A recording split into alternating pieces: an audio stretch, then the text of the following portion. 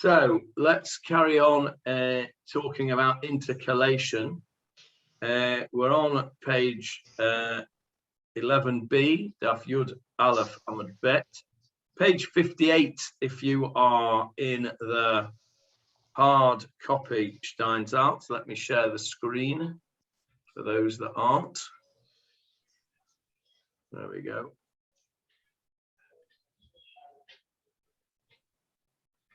Right, so we spoke last week about this, well, this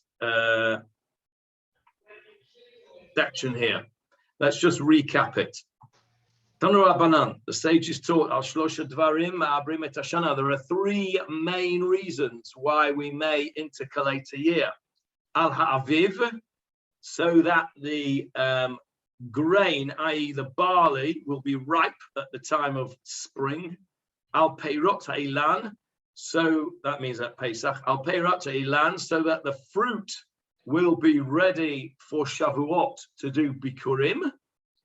Al ha'tekufa, and on the tekufa, which we ended up with last week, and I want to just make some clarifications on this because there's a language problem here. As you can see from the Steinsaltz translation, he translates the tekufa as the equinox. The problem is that the word tekufa in this context has two translations in English because it refers to two different things. We started to talk about it last week and then we got a bit waylaid and then we ran out of time. So I just want to talk about this tekufa in a bit more detail. Let's just talk in English first of all. In English, there are two equinoxes. I don't know what's a plural of equinox. Equinocta, probably. I don't know. Anyway, whatever it is. Equinoxes. Well, Julia, what's a plural of equinox?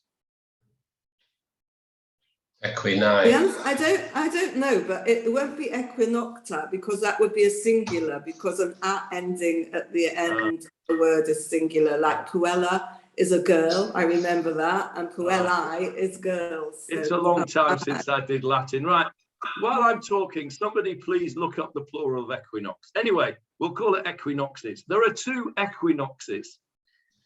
Equinox, it means that the day and the night are equal. And so the equinox is when apparently, we know that the earth goes around the sun, but in the sun's apparent circle around the earth, Equinoxes. Equinoxes, thank you, Johnny. I was right the first time. Doesn't sound right, really. But anyway, when the sun apparently reaches the equator in its circle around the earth, apparent circle around the earth, the day and the night are equal, and that's called the equinox. And that is, of course, the spring and the autumn equinoxes. Spring equinox is around about third week in March, and the autumn equinox is around about third week in October. Now, there are also two things in English which are not called equinox, which are called solstices. That is a plural. Solstice is the singular. The summer solstice is the time when the daylight is the longest of the year. So as we know, as the spring begins, the days get longer and longer. At the end of after the winter solstice, the days get longer and longer and longer, the nights get shorter and shorter. And in the middle of the summer, usually the third week in June, the day is at its longest, and that is called the summer solstice. The winter solstice is the other way around. That's in the middle of December, or third week in December-ish, and that's when the day is at its shortest. That is when the sun is at the other pole. Never know which is which. I think it's the winter is at the North Pole and the summer is at the South Pole, I think. Not sure. Anyway, it's at one pole or another. And it starts to go the other way. Now, those in English are called solstices. The confusing bit is that both the equinox and the solstice are referred to as Tekufah in Hebrew. Now, that makes it a little bit confusing. The reason that they're both called Tekufah is for the reason that we started to explain last week, and that is that it comes from the word lahakif, to go around or to turn, as it were, because at each of those 4 points, there is a turn in the scenario. So at the equinox, which is the equal day and equal night, it turns. In the winter equinox, it turns from being daylight longer to night being longer. In the spring equinox, it turns the other way. It turns from being the night longer to the day longer. The actual equinox, they're equal. And then, so it's a turn in the year. From the solstices are also a sort of a turn, aren't they? You go from having the longest day and it starts to go the other way and it starts to shorten again. So all 4 of those times are referred to as Tekufah in Hebrew, whereas in English we have a distinction. The equinox and the solstice are different things and they have different names for it, but in Hebrew they have the same name, Tekufah. That was what I wanted to just clarify from the end of last week. And it's important that we clarify that from the end of last week, because we're now going to talk about this Tekufah. And we have to know what we're talking about, because we could be talking about solstice or we could be talking about equinox. So here we are in the Gemarah. We said last week, these were the 3 things: the grain at Pesach, the fruit at Shavuot, and the equinox. And the equinox that we're talking about is actually the equinox of the autumn, where the day and the night are equal. And it's usually, as we said at the end of last week's shiur, in the 3rd week in September. Okay, so that's the equinox that we're talking about. That's the Tekufah. We're not talking about the solstices. We're talking about the equinox. Now, we then go on to say, and this is where we stopped last time, so this is new now. Al shnayim mehen ma'abrin. On 2 of them, we will intercalate. Va'al echad mehen, but on only 1 of them, ein ma'abrin, we will not intercalate. In other words, out of those 3 main reasons for intercalation, there has to be 2 before we will do an intercalation. Just 1 of them won't do. Now, if you think about it, that's a bit problematic, because they're all interrelated. They're all interrelated.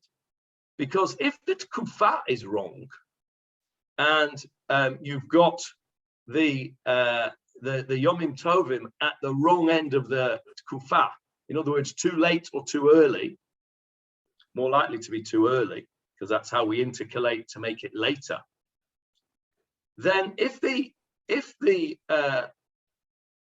Yom Tov, i.e. Pesach, is so early that the barley grain is not yet ripe, that's the first one, Aviv, then it's going to follow, most likely, that the fruit will not be ripe for Shavuot, because Shavuot will be early.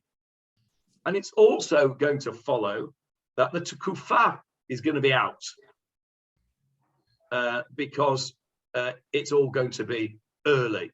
So it's a little difficult to understand how you could have just one of those three things. I suppose that if it's just on the cusp, it may be a scenario that the barley is late for one particular reason or another. Maybe there was a frost or whatever it was, which didn't affect the growing fruit, and therefore the barley could be late and the fruit could be on time. I suppose, I don't know enough about agriculture in the land of Israel to be able to comment on that. It just struck me as being most likely that if one's early, the other's going to be early as well.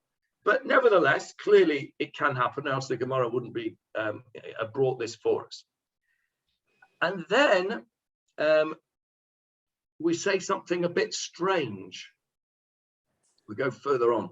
Ubizman she'aviv echad mehen. And at the time, if it turns out that one of the reasons out of the two that we're talking about that we need is the fact that the barley is not ripe in time for Pesach, hakol smechin, everybody's happy. Who cares whether they're happy or not? The Bet Din makes the announcement of the intercalation on the basis of the need to keep the calendar right. Why should it be, first of all, that the people should be happy if one of the reasons is that the grain for the barley grain is not yet ripe?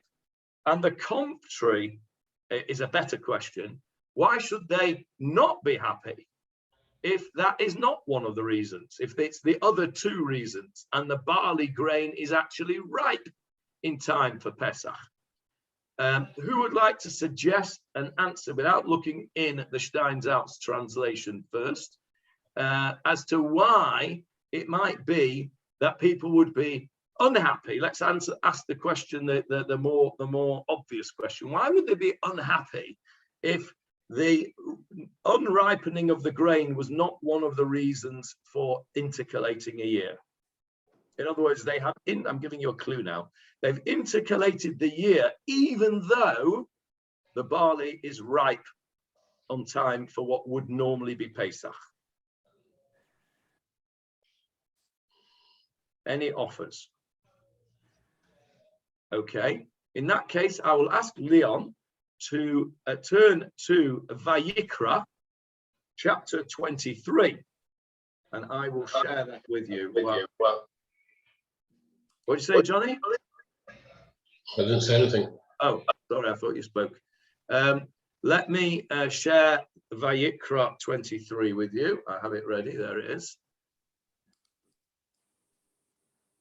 Now, this should be familiar to you. I'm going to ask Leon to read it from the top, and I'll stop you as he goes along. This is the laning for two times. Well, if you include Vayikra, when we get to it, 3 times in the year we lane this. We lane it when we get to Vayikra, and we lane it on 2 other occasions in the year. Let's see what it says, and then you can tell me when you will hear this in the laning. And if you don't know, then David will tell you. Right, Leon, off you go. Hashem spoke to Moses, saying, "Speak to the children of Israel and say to them, Hashem's appointed festivals that you are to designate as holy convocations, these are my appointed festivals. For 6 days, labor may be done, and the 7th day is a day of complete rest, a holy convocation. You shall not do any work. It is a Sabbath for Hashem in all your dwelling places." Okay, let's just stop there for a sec. The second verse you will be familiar with, not necessarily from the laning, but also from davening, and also from Kiddush on Yom Tov. Yeah? We say that in the davening and in Kiddush as well.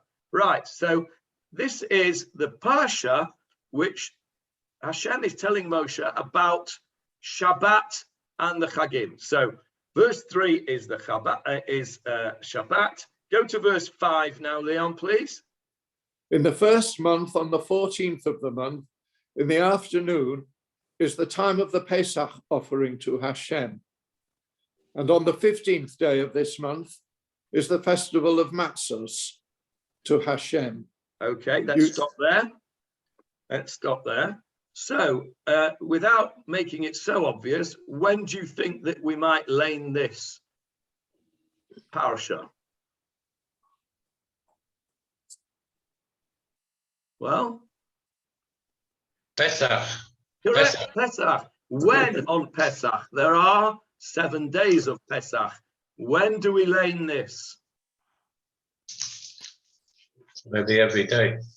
No. The first day. Every day on I don't know Pesach, it. we have a different laning every day on Pesach. It's not like Sukkot where we have pretty much the same laning every day and we just have the different numbers of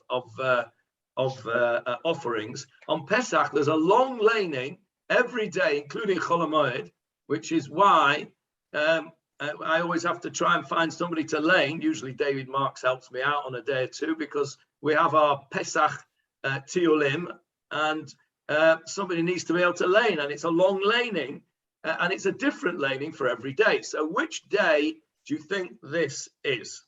Must be the first. Must be the first. First day of what?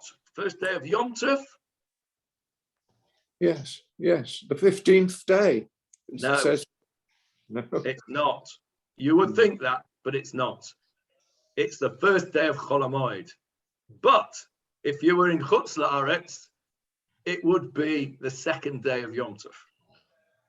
So it's the second day. The first day of Pesach also speaks about Pesach, of course, but that comes from somewhere else. And here, this particular laning is on the first day of Chol HaMoed Pesach. Okay, so far so good. And then we go on, and it tells you about Pesach, and then go to verse 9, please. Hashem spoke to Moses, saying, "Speak to the children of Israel and say to them, when you shall enter the land that I give you and you reap its harvest, you shall bring an Omer from your first harvest to the Kohen. He shall wave the Omer before Hashem to gain favor for you on the morrow of the rest day. The Kohen shall wave." Let's stop there. So here, this is the halacha of the Omer. Now, what do we do with the Omer? We count it, right? We call, I'm counting the Omer. Omer actually is a measure. It's 1/10 of an ephah, I think. Is that right? I'm not sure. Can't remember now. How much is an Omer, David? Exactly what you said. It's in next week's parasha of Omer Asivit Haifa. That's right, of course. So let me Not next week after in B'Shalach. Yeah, so it's 1/10 of an ephah.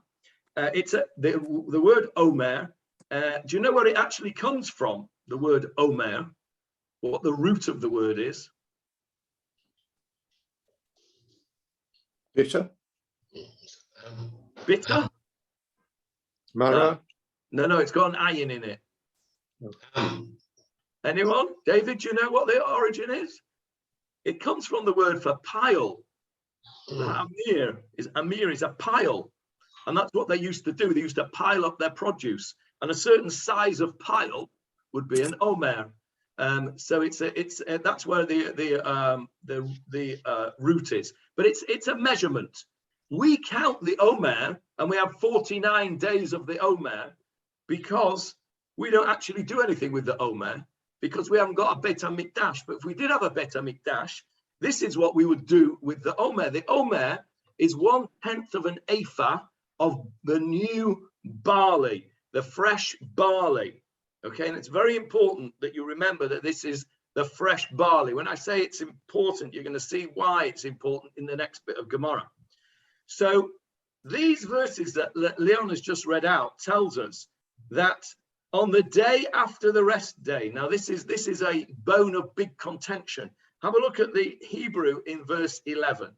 V'hinifita Omer, and he should wave, that's talking about the Kohen, should wave, do a wave offering of this barley Lifnei Hashem, before Hashem, lirtzonechem, in order to be good for you. Mi mocharat hashabat. What does machar mean? Tomorrow. Tomorrow. Mi macharat hashabat means? Sunday. Sunday. Correct. You would think that mi macharat hashabat means the day after Shabbat. Now, in most of our thoughts, the day after Shabbat is Sunday. Do we start counting the Omer every year on a Sunday? No. No. When do we start counting the Omer? On the second night of Pesach. The second night of Pesach. Okay. And Pesach is not always on Shabbat. And therefore we do not count the Omer, starting the Omer always on a Sunday. Why not? Why not? The Pasuk says so. The Torah tells us. How much clearer would you like it to be? You have to do this thing the day after Shabbat. So why don't we do it on a Sunday? It doesn't say you should count it. It said you should wave it on that. Okay, but that's when the offering started, and that's when the counting started. 49 days from there is Shavuot. So why don't we start counting the Omer on a Sunday? And why, better question still, when they did do the wave offering, why didn't they always do it on a Sunday? Why did they go against the Torah? Can't change the Torah. Any suggestions? David? Yeah, this was the source of the dispute between the Pharisees and the Sadducees, that the Sadducees interpreted the Torah literally to mean that Mimacharat HaShabbat is always on a Sunday. Therefore, according to their calendar, Shavuot would always fall on a Sunday, whereas the Perushim, the Pharisees, who accepted Torah Sheba Al Peh, and according to Torah Sheba Al Peh, Shabbat there doesn't mean Shabbat, but it means the Chag of Pesach.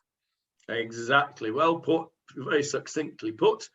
There was a power struggle largely at the time of the second, towards the end of the Second Temple period, between the Perushim, in English the Pharisees, the Tzadukim, in English the Sadducees, and the Perushim are our ancestors, as it were. Rabbinic Judaism is the descendant of the Pharisaic Judaism. They believed in the Torah Shabbat Al Peh, the oral law that was given to Moshe, which was an explanation of the written law. The Sadducees, the Tzadukim, didn't buy into any of that oral law stuff, and they said, what's in the Torah is in the Torah, and that's it. And so they said, says Shabbat, and so Shabbat it is. And so they would start the counting on the day after Shabbat Chol HaMoed of Pesach. So the time between Pesach and Shavuot would not always be 49 days. Sometimes it would be more than that, because if Pesach, let's say, was a Monday, okay, let's say first day Pesach was Monday, so you wouldn't get to start the Omer for another week almost. So Shavuot would be 56 days after, or 55 days after Pesach. And it would be a movable feast, if you'll pardon the pun, right? So Shavuot would be movable, but it would always be on a Sunday. And that was the Tzedukim, the Sadducees' way of interpreting this pasuk. I have to say that I think if I had been alive at the time of the Second Temple, I probably would have been a Sadducee. Being a literalist, I probably would have been a Sadducee, and then I would have been drummed out the brownies after the end of the Second Temple, when the Sadducees' power base fell away. The Sadducees' power base, by the way, was the Bet HaMikdash and the elite. Not that I'm an elitist, but I am a literalist. The Sadducees' power base was based. Why they called Sadducees Sadukim? Because their leader, as it were, their philosophy came from Sadok HaKohen. Sadok was the name of the Kohen Gadol. It's a very famous Kohen Gadol's name. That was sort of, a very popular name. So their power base was the Bet HaMikdash, the Kahuna, the priesthood, and with it, the elite. The Perushim, I suppose they were the Tory party. The Perushim, the Pharisees, they were the party of the people. I guess they would probably say they were the Labour Party. And they were the party of the people and the anti-elitist party.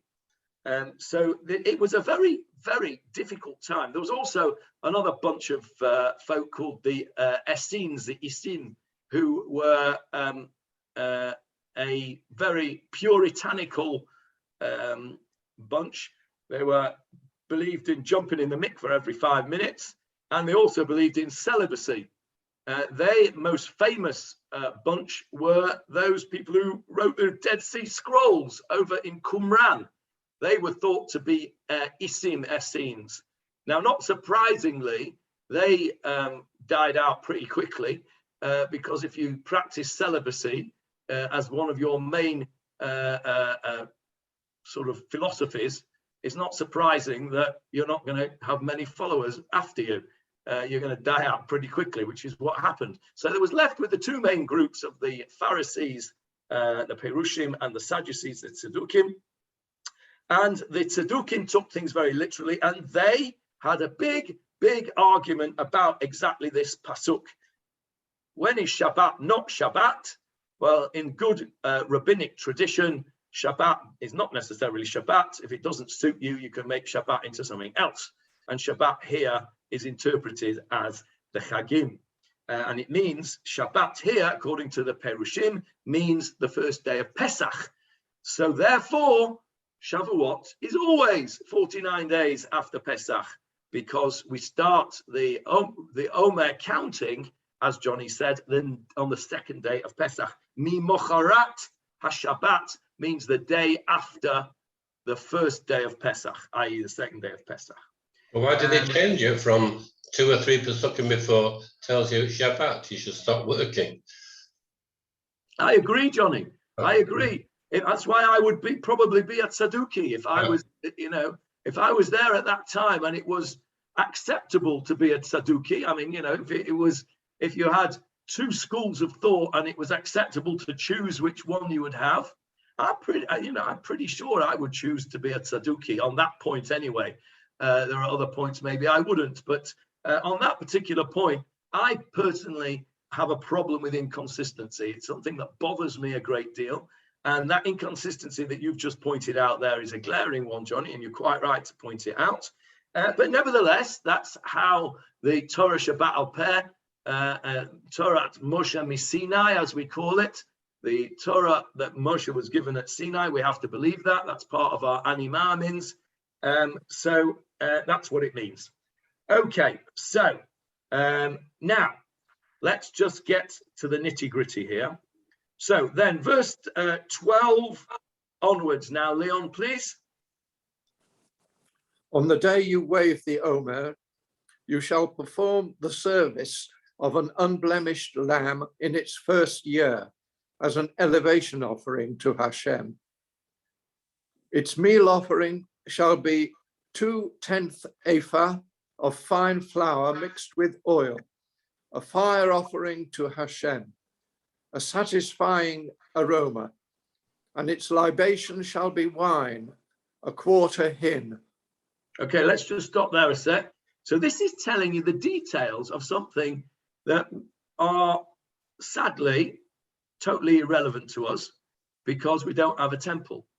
And that is that this whole performance was a big deal. It was a big deal.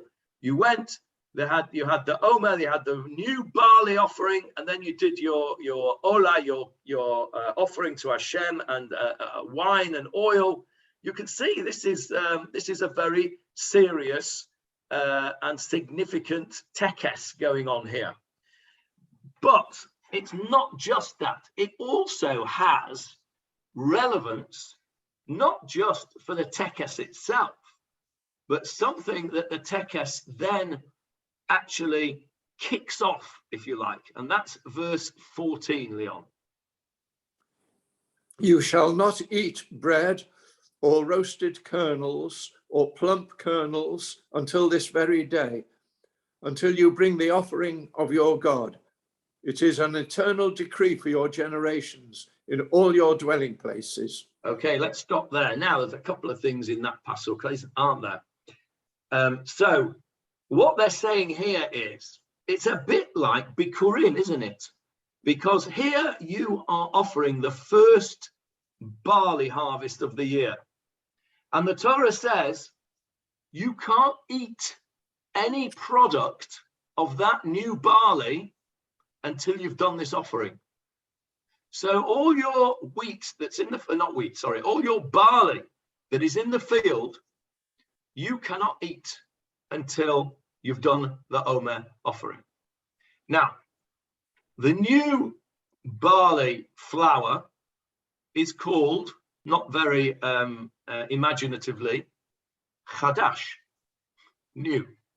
The old barley flour, which was made from last year's barley harvest, which you've made into flour and you've stored in your silos, again, not very imaginatively, is called yashan, old, word for old, not zaken. Zaken is an old man.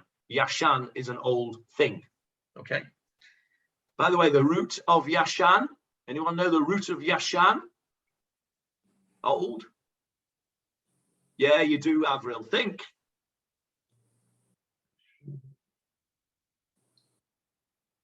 Sleeping, Shane, Lishon. Yoshe, it's the same root. Yes, that is correct. That is correct. Is it smoked or roasted? No, that's with an ayin. It is from the word shana, a year. Obvious, isn't it, when you know? Shana, if you have lots of years on something, then it becomes yashan, old. Okay? And another word that you might want to know, something that I learned from Ravi Doe in a taxi on the way to Luton Airport from London when we were going back. And I can't even remember the context, but I do remember him teaching me this word, miyushan. Miyushan is old-fashioned. Okay? So that's the root of the word yashan. So the old grain, last year's grain, is called yashan. New grain is called chadash. Now, there are people today who are very careful not to eat chadash flour until the correct time, until after the time of the offering. Not that we do the offering anymore because we haven't got a bit of mikdash, but there are people who are very careful not to eat chadash. And if you go into bakeries in places like Bnei Brak, places in certain places in Yerushalayim, certain places in the holy city of Manchester, you will see a sign on the bakeries that will say chadash or yashan. And that is telling the customer who wants to be careful not to eat the chadash until the right time, that this is okay for him to buy and this is not okay for him to buy. It is just another badge to wear so that you can say how strict you are about the halacha. Sorry, that's just a bit cynical, but there you go. Right, so now that's an important factor because you can't eat your grain, you can't use your barley until the Omer has been offered on the second day of Pesach. Okay, let's remember that. Okay, let's remember that. By the way, we'll just have a quick whiz down to the bottom of this chapter to verse 39, Leon, please. But on the 15th day of the 7th month, when you gather in the crop of the land, you shall celebrate Hashem's festival for a 7-day period. The first day is a rest day, and the 8th day is a rest day. Let's stop there. What do you think that is referring to? 15th day of the 7th month is Yom Tov. First day is Yom Tov. 8th day is Yom Tov. All right. If you don't know, read verse 40 and it will tell you. You shall take for yourselves on the first day the fruit of a citron tree, the branches of date palms, twigs of a plaited tree, and brook willows, and you shall rejoice before Hashem your God for a 7-day period. So what are we talking about? Sukkot. Okay, and if you still didn't get it from there, you could read verse 42, Leon.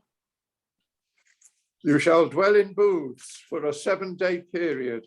Okay. Every native in Israel shall dwell in booths. Right, so we were talking about Sukkot. So here's my question. We read this on the first day of Chol Hamoed Pesach. When do you think the second time we read this is?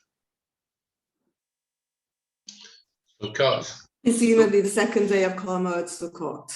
So Julia, being the ever logical lawyer, says the second day of Sukkot. Is that correct? No. No, first day. First day of Sukkot, First day. correct. Yeah. Logic, no idea.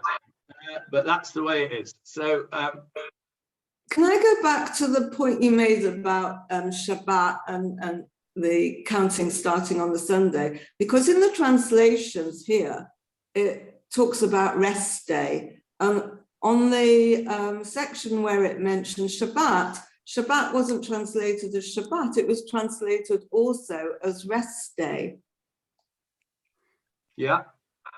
Yeah. Well, so, and it said specifically that the first day of Pesach would be a rest day. So is it, when we talk about Shabbat,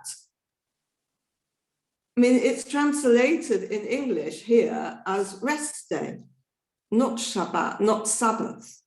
Okay. That's exactly the source of the dispute between the Sadducees and the Pharisees.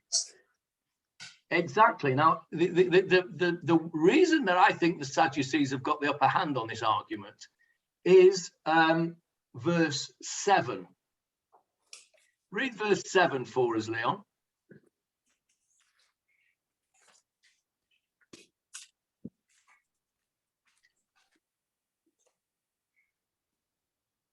On the first day there shall be a holy convocation for you. You shall do no laborious work. Okay, stop there. Does that use the word Shabbat? No. And yet, as Johnny pointed out, and Julia has just repeatedly pointed out, Shabbat earlier on is called Shabbat. And then in our verse here on 11, when it tells us when to do the waving, it calls it Shabbat. So, Julia, I think you would also be a Sadducee if you were around at that particular time on that particular argument, because it's just not consistent. I think the Pharisaic, as opposed to parasitic, although sometimes they can be the same, the Pharisaic argument on this, it's got to be based on what they say, which is that's what God told Moshe at Sinai, because otherwise they're on a very, I mean, that's their trump card all the way through, isn't it? Because you can't trump that. But logically, that verse 11 must mean Sunday, because the first day of Pesach in verse 7 is not referred to as Shabbat. So you're right, it is. It's an inconsistency, and we have to accept that the interpretation, according to the oral law, to the Torah Shabbat Peh, means that is the first day of Pesach. Let me just go back. David, are you going to tell us why this is the laning for first day Sukkot and second day Pesach? Yeah, very simply, from this week's parasha, actually, because Sukkot doesn't refer to anything historical. It's either the protection of the clouds when they were in the midbar, or the protection of or just the journeying through the midbar with God's protection, but it's not a specific date, historical date, whereas Pesach is a historical date. And the laning for the first day of Pesach is going to come from this week's Parashat Bo, which talks about the historical events that took place on Tetvav Nisan. In Chutz La'aretz, by the way, that on Sukkot they lane Parashat Hamoadot, which is what you're discussing now, on both the first and the second day of Sukkot. So I'm not quite sure about that, David. What about Ki Hoshavti b'Sukkot et Bnei Yisrael b'Sukkot? That's a historical. But it wasn't a historical event.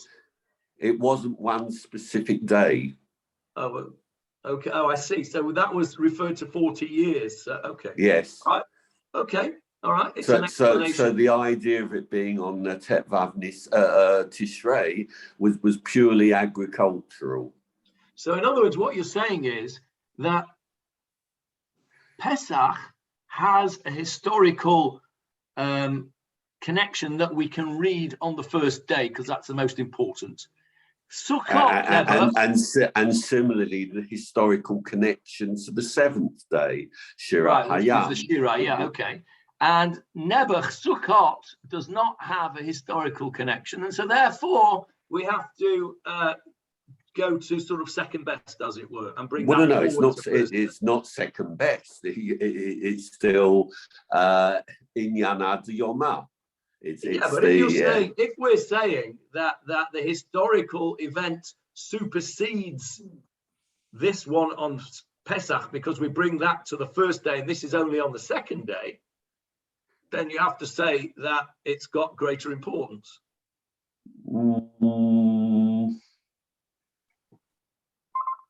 Not necessarily. Okay, it's an irrelevance anyway. So yeah. Let me go back to the Gemarah now. We've established the whole point of this little troll through this, apart from to bring up some interesting etymological pieces.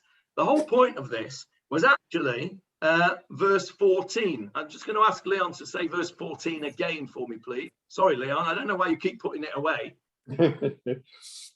You shall not eat bread or roasted kernels or plump kernels until this very day, until you bring the offering of your God. It is an eternal decree for your generations in all your dwelling places.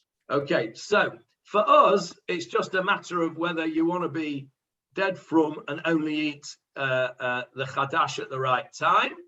But for the people who are living at the time of the Bet HaMikdash, it was very important because they were not able to eat any of their grains until this had been done.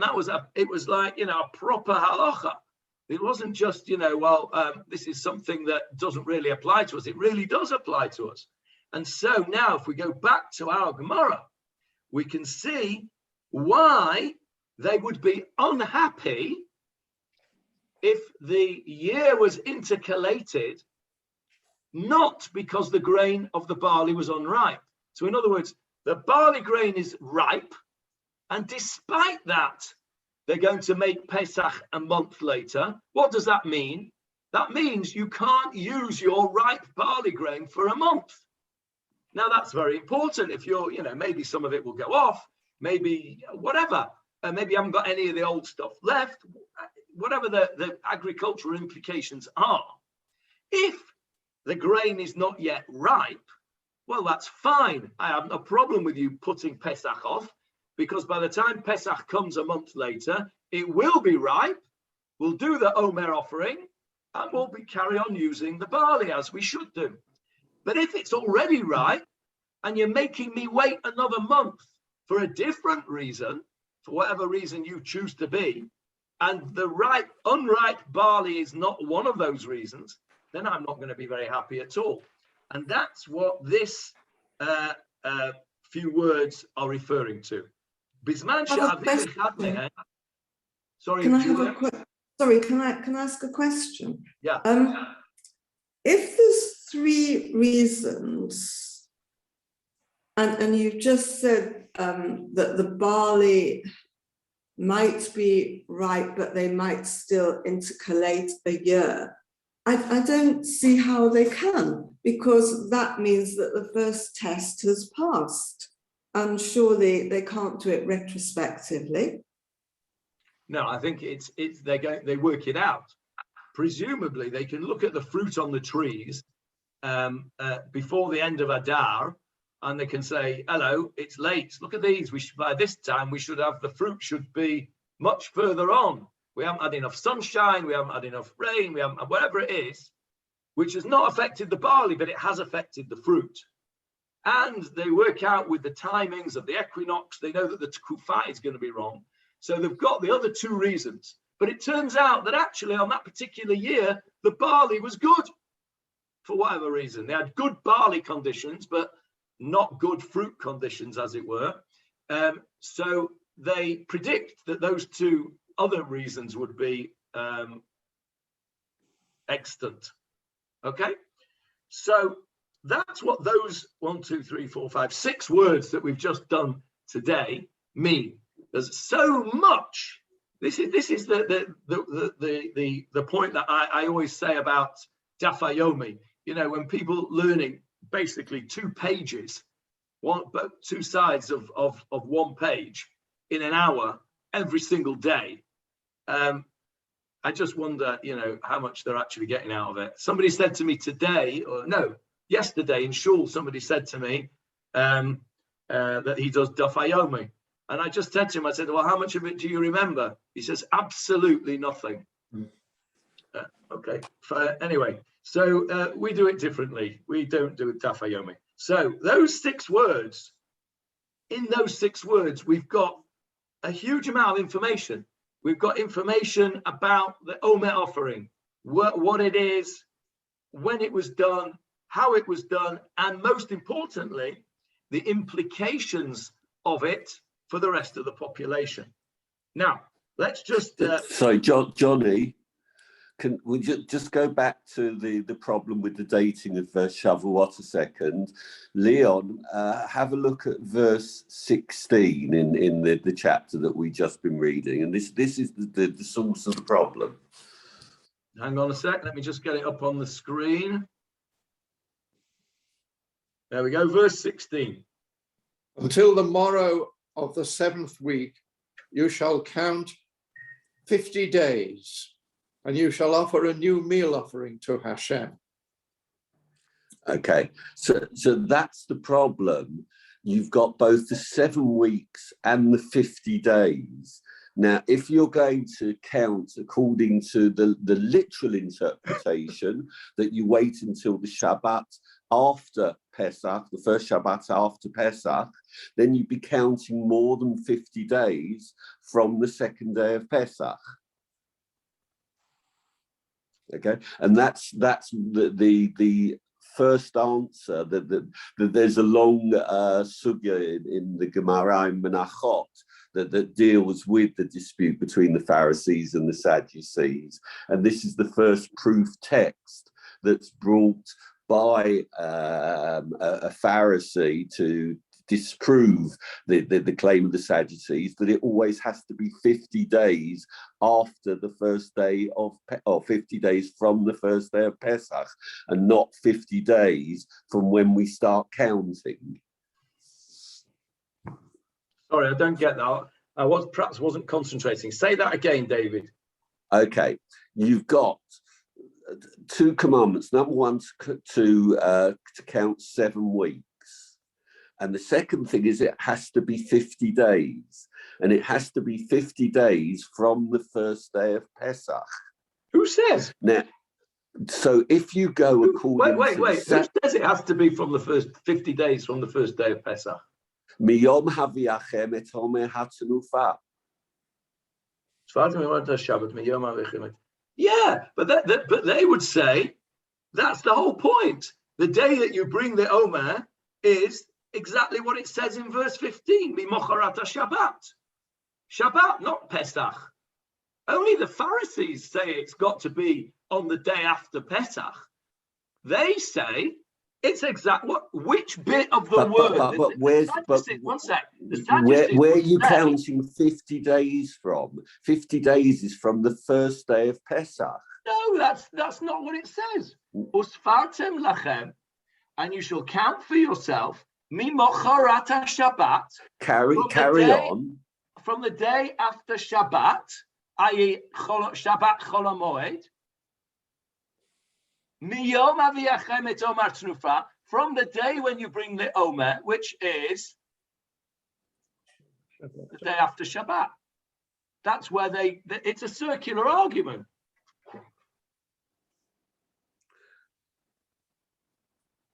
So the two arguments are together. If you're a Pharisee, you're right. If you're a Sadducee, you say the whole thing is shifted till Sunday. Well, the interpretation of the Pharisees is that the 50 days is counting from the first day of Pesach. So they're saying that that's all based on the fact that of their interpretation of the word Shabbat in verse 11. He shall wave the Omer before the Lord that it will be acceptable for you. The Kohen shall wave it on the day after the rest day. If you're a Pharisee, that rest day is Pesach. If you're a Sadducee, that rest day is Shabbat Chol HaMoed, the first Shabbat of Pesach. Might be the first day of Pesach if Shabbat happens to be Pesach happens to be a Shabbat.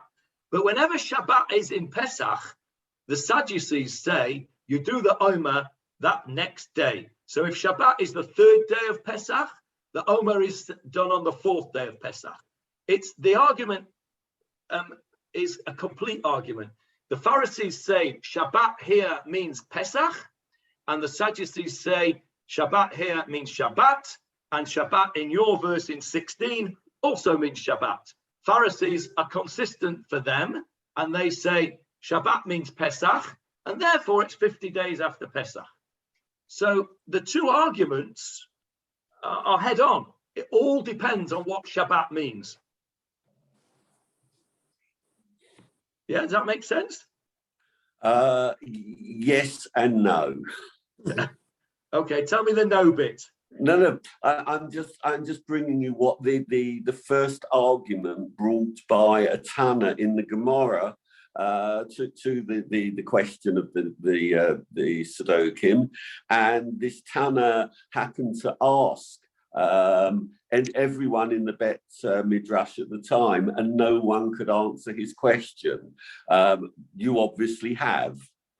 Well, I think yes, it is all about the interpretation of the word Shabbat, and we've seen from the various translations that some actually use the word rest day instead of Sabbath. Deliberately, and that's the point I was going to make to Julia. The reason it doesn't say Sabbath, because Sabbath has an implication meaning the seventh day of the week, Shabbat. Whereas if you say rest day, well, we know that Yom Tov is a rest day. But if I'm the Tzaduki here in the camp, let's say, for argument's sake, I'm the Tzaduki, I am going to quote to you verse 7, and I'm going to say, doesn't say the word Shabbat. If you had the word Shabbat referring to Pesach in verse 7, I would have to say you've got a fine argument, but it doesn't.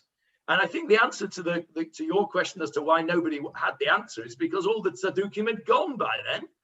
The Beis HaMidrash was full of Perushim. There weren't any moles in the camp. There weren't any Sadukim. So, they're not going to be devil's advocate, are they? So, they needed me there to wind them all up. Okay, perhaps 1 year before Shavuot we could learn this Gemara in Menachot. Great idea. By the way, the controversy reared up again in the time of the Gaonim, that you had this sect called the Karaites, who also didn't accept Torah Sheba'al Peh, and to this day you have the Samaritans in living in the north of Israel who claim ancestry from the Karaites. Who celebrate the summer harvest festival 50 days from the Sunday after the first day of Pesach. Yeah, that's right. And they also have their own Beis HaMikdash in Har HaGrizim. Correct. Yes, we should do that before. Somebody remind me before Shavuot. So let's do that's really interesting. Really interesting. Let's go back to the Gemara and just finish off for today, where we've got to. So let's just ask the question of the next bit of Gemara, and then we'll go to the answer next week. So we know why now people are happy when the unripe barley is one of the reasons for the intercalation. Sorry, you were going to read a note in the Steinsaltz to explain this. Yes, yeah. So this is what I've paraphrased. Since the grain is not yet ripe, the people don't mind waiting an extra month for Nisan. If the grain is already ripe, however, the extra month would simply prolong the period during which the grain may not be eaten due to the prohibition of the new crop, as the new crop may be harvested and eaten only after the sacrifice of the Omer offering on the 16th of Nisan. See Leviticus 23:14, which is what we've just done. Okay? So, Rabban Shimon ben Gamliel Omer. Rabban Shimon ben Gamliel says, Al Hatkufa. That's all he said. 2 words, Al Hatkufa, about the Tkufa. What is he talking about? Well, that's what the Gemara says. What on earth does he mean? What's he saying cryptic things for? Be a bit more clear, please. Well, of course, Rabban Shimon ben Gamliel wasn't there for them to ask. Somebody just reported that he'd said something Al Hatkufa. So they asked the question, what did he mean? And then we're going to do next week, we will give a couple of answers that the Gemara suggests as to what Rabban Shimon ben Gamliel was talking about when he seemed to indicate that the Tkufa, the equinox, was an important factor here. So that's where we'll leave it. And we will see the answer next week, please God. Any questions on what we've done so far today? It mentions in the Vayikra fine flour. That could be old or new, could it? Let's just have a look at the Psukim and see what you're referring to. It's verse 13. Hang on, let's get it from the screen. Vayikra. There we go. Verse 13. So on the day you wave the offering, and you have a special meal offering. Yeah, this is the meal offering. Every offering that went on in the Beit HaMikdash, we talk about the animals, an ox, a lamb, a kid, whatever it was that we offered up. There was that went with it a meal offering. If you think about the laning that we did on Rosh Chodesh, we talk about it there. We say Shlosha Esronim Solet Mincha Blula Bashemin La Par Ha'echad. The cow, the bull offering got 3 tenths of an ephah. The ram got 2, and etc. So each offering had a side offering, if you like. And these are the chips and peas that go with the meat, right? So you had your meat, which was your main offering, your keves, your lamb, or your whatever it was. And to go with it, you had a mincha offering. You had a flour offering. That would be your fine flour mixed with oil. And then you'd have your drink of wine. So it was a full meal. Okay, you had your meat and your tosefet, your rice or your chips, whatever went with it. That was the fine flour, and you had the wine to go with it as well. It was a great meal. So this is what it's talking about there is fine flour, not related to the Omer offering. That was the Omer offering was a separate offering of the new barley. Okay, thank you.